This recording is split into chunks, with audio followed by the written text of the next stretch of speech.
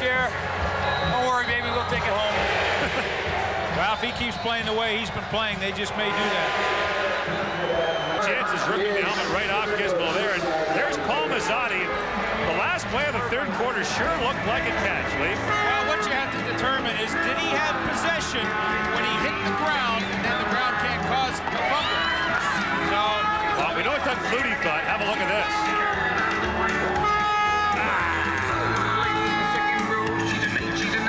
He did everything right, but in the mind of the official who was close by, he just felt like he didn't have possession when he hit the turf.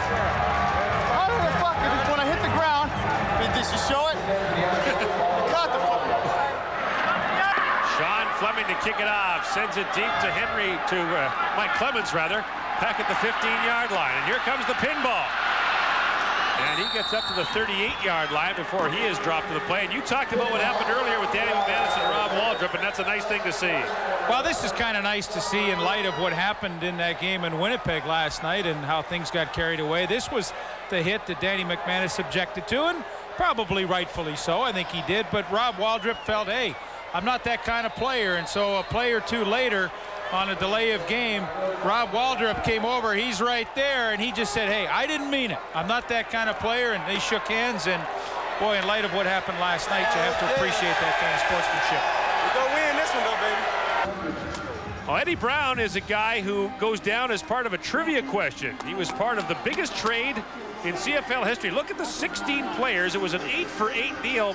Now, Eddie Brown gets an asterisk. He's still here along with Bruce Dixon, but Eddie Brown left and came back. Bruce Dixon is the only player on either team who has remained with that club since that 8-for-8 deal. Look at the names involved. Tracy Ham, Craig Ellis.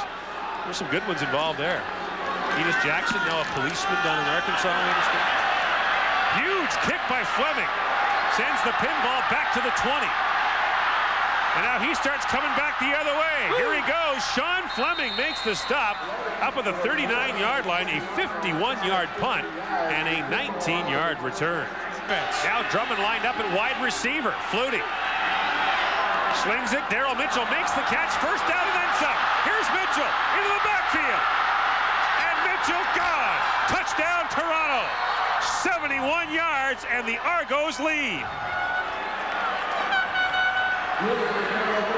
Darrell Mitchell with his 10th touchdown catch of the year, and suddenly the Argos burst on top for the first time in this game.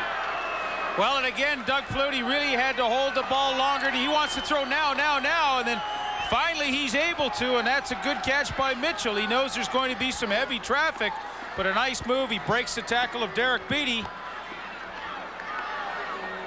Davis Reed was the first man with a shot at him. And Darrell Mitchell makes them pay a 71-yard pass and run touchdown. And he now has 7 touchdown catches in his last 5 games. Wow, he's only 20 yards away from a 1,000-yard receiving season. And that's pretty impressive for a rookie. There's Darrell Mitchell.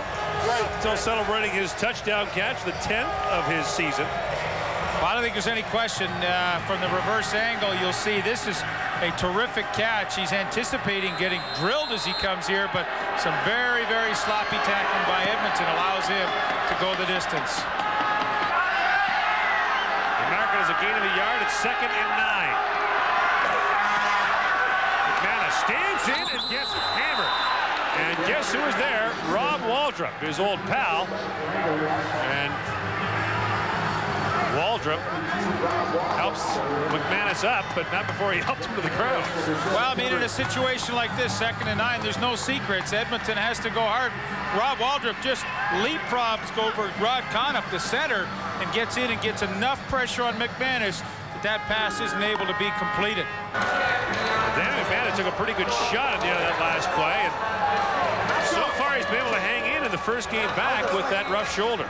And I think Rob Waldrop, after that, he's really feeling pretty guilty for that earlier thing, because again he's shaking hands and helping him up, and I think there's tremendous guilt taken over by Rob Waldrop here.